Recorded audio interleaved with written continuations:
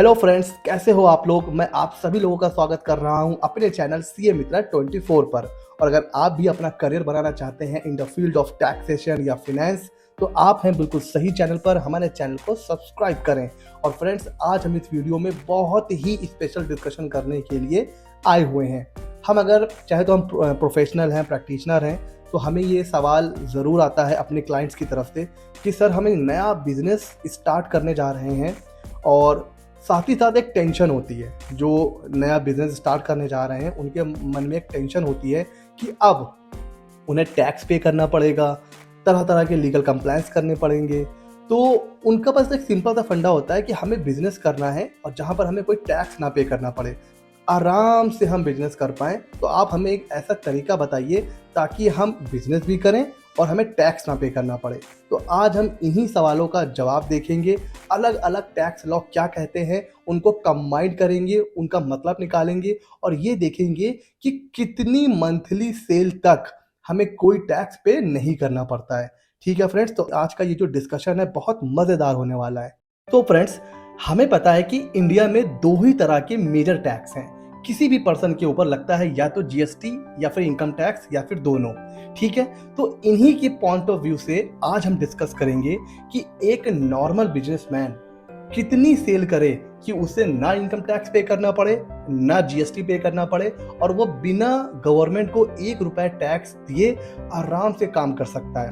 इसके लिए हमें क्या करना होगा, नेचर ऑफ बिजनेस के लिए अलग अलग रूल को पढ़ना पड़ेगा। ठीक है, और आज देखिए, आज इस लेक्चर से मैं आपको एक और चीज बताऊंगा कि कैसे हमें लॉ, जो उसमें रूल्स होते हैं, रेगुलेशन होते हैं, कैसे हमें उसको पढ़ना चाहिए कंबाइंड वे में, जिससे हम किसी एक, कह सकते हो ना, कंक्लूजन तक पहुंच सकें। पहले बात करेंगे ट्रेडिंग के लिए। तो देखिए, हमें अब ये देखने के लिए कि कितनी सेल तक ना जीएसटी पे करना है ना इनकम टैक्स, उसके लिए हमें जीएसटी प्लस इनकम टैक्स के जो प्रोविजंस हैं उनको कंबाइंड करना पड़ेगा और फिर उसके बाद हमें निकालना पड़ेगा कोई कंक्लूजन। तो बात करते हैं सबसे पहले इनकम टैक्स की। अब हमने ये सारी चीज़ों को इनकम टैक्स के कोर्स में भी पढ़ा हुआ है। वहां पर अगर आपने इनकम टैक्स प्रैक्टिशनर कोर्स नहीं देखा है तो आप देख सकते हो, लिंक डिस्क्रिप्शन में है। इनकम टैक्स में सेक्शन 44 एडी एक प्रिजम्पटिव स्कीम होती है। इसमें कहा गया है कि अगर आपका टर्नओवर, ठीक है, अगर आप 2 करोड़ तक की कर रहे हैं सेल, तो आपके पास एक ऑप्शन होता है कि आप अपना जो, कह सकते हो, टैक्सेबल इनकम या प्रॉफिट, वो आप दिखा सकते हो कितना, टर्नओवर का 8%।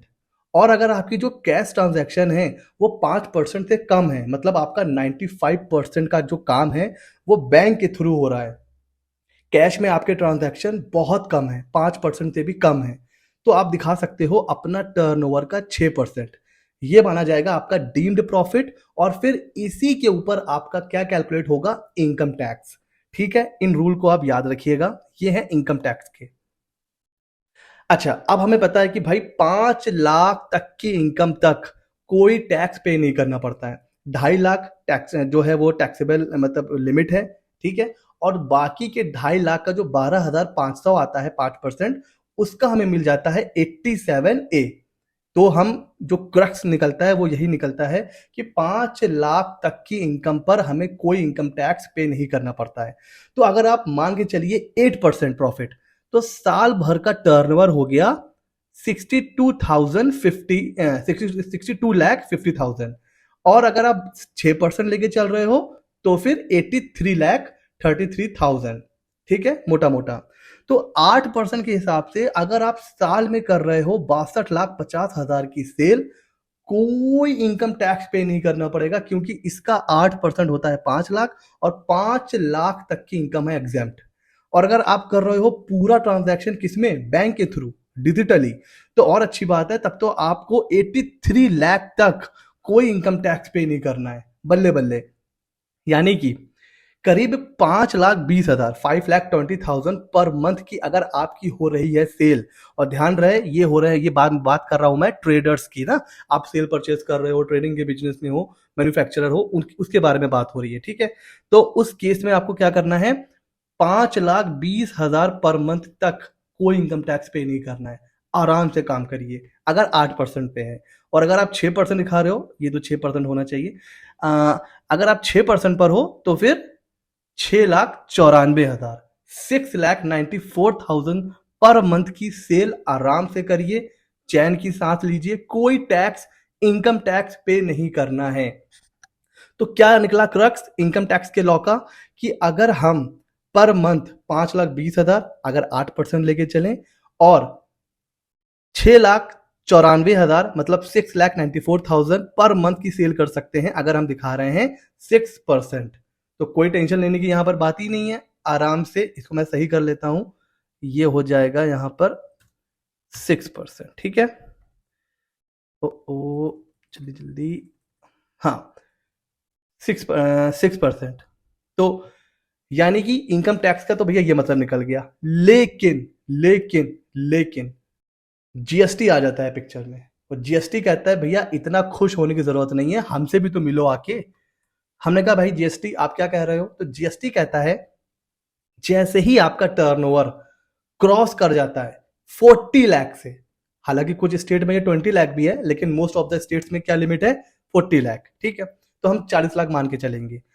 तो जीएसटी हमसे कहता है कि भाई 40 लाख जैसे ही आपका टर्नओवर क्रॉस होगा, आपको करवाना पड़ेगा जीएसटी में रजिस्ट्रेशन, और एक बार हो जाता है जीएसटी में रजिस्ट्रेशन तो आपको पे करना पड़ता है फिर जीएसटी।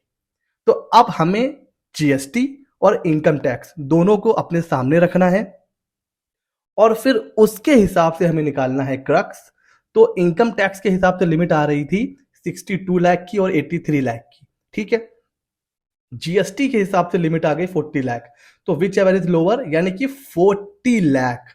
यानी कि अब अगर मैं निकालूं क्रक्स, तो क्रक्स ये निकल रहा है सर कि 40 लाख तक का टर्नओवर अगर आपका है बिजनेस का, यानी कि करीब 3.33 लाख पर मंथ, 3,33,000 अगर आपकी सेल है पर मंथ की, तो ना आपको जीएसटी पे करना है ना इनकम टैक्स। और अगर आप एक नॉर्मल बिजनेस के पॉइंट ऑफ व्यू से बात करो, तो 3,33,000 की सेल मतलब ठीक ठाक सेल है। अगर किसी बिजनेस की सेल 3 लाख हो रही है, मीन्स वो बिजनेस जो है ठीक ठाक काम कर रहा है। यानी कि अब यहां पर मैं क्रक्स निकाल सकता हूं कि इंडिया में अगर कोई बिजनेसमैन ऐसा है जो महीने की सेल कर रहा है 3,33,000 या उससे कम, तो ना उसके ऊपर जीएसटी है ना उसके ऊपर इनकम टैक्स है, वो आराम से काम कर सकता है बिना किसी टेंशन के, बिना 1 रुपए गवर्नमेंट को दिए। ठीक हो गया जी, मजा आ गई। अच्छा, अब बात कर लेते हैं सर्विस प्रोवाइडर। अच्छा, 44 एडीए क्या, ये जो होता है ना, ये स्पेसिफाइड प्रोफेशनल के लिए होता है, जैसे आपका जैसे सीए हो गए, डॉक्टर हो गए, आर्किटेक्ट हो गया, कोई टेक्निकल कोई सर्विस देता है, तो उनके लिए ये जो है वो प्रोविजन होता है सर्विस प्रोवाइडर के लिए।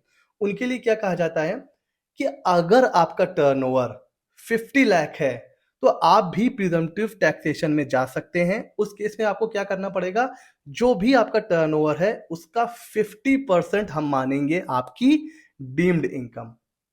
44 एडी में कितना था, 8% और 6%, यहां कितना है 50%। तो देखिए भाई 5 लाख तक एग्जेम्प्ट है, 50% 5 लाख यानी कि 100% कितना हुआ 10 लाख।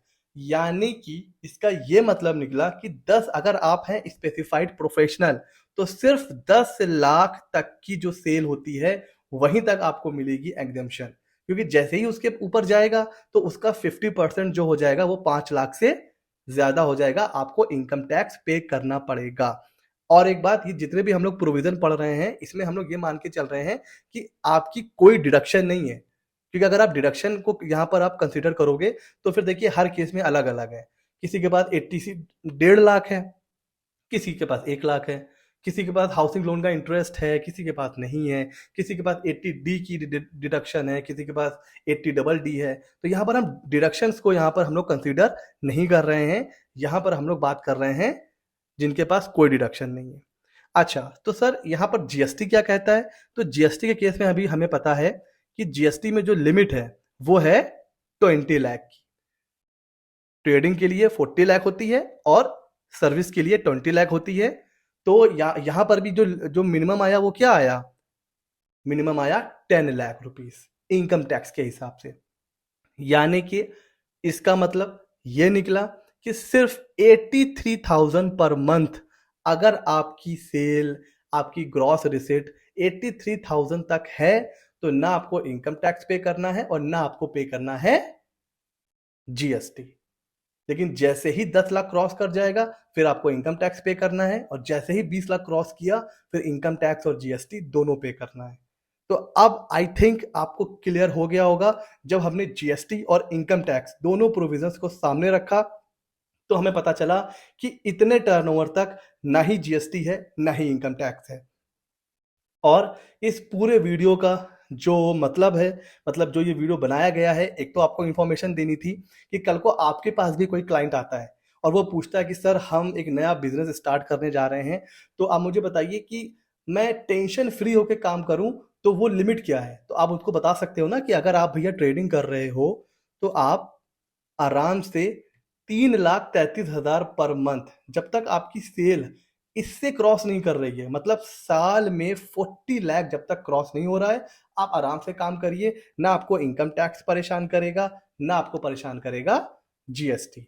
और अगर आप कोई प्रोफेशनल में हैं, ठीक है, तो फिर आपके लिए लिमिट हो गई 10 लाख और पर मंथ 83,000 की।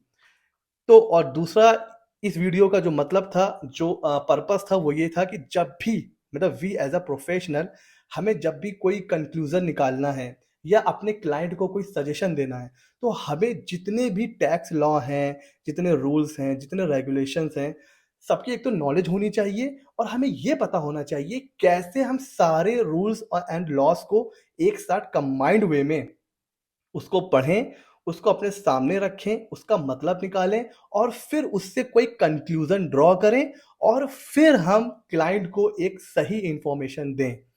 क्लाइंट को आप सही इंफॉर्मेशन दोगे, क्लाइंट आपसे इंप्रेस होगा, क्लाइंट आपसे इंप्रेस होगा, आपकी प्रैक्टिस आराम से ग्रो करने लगेगी।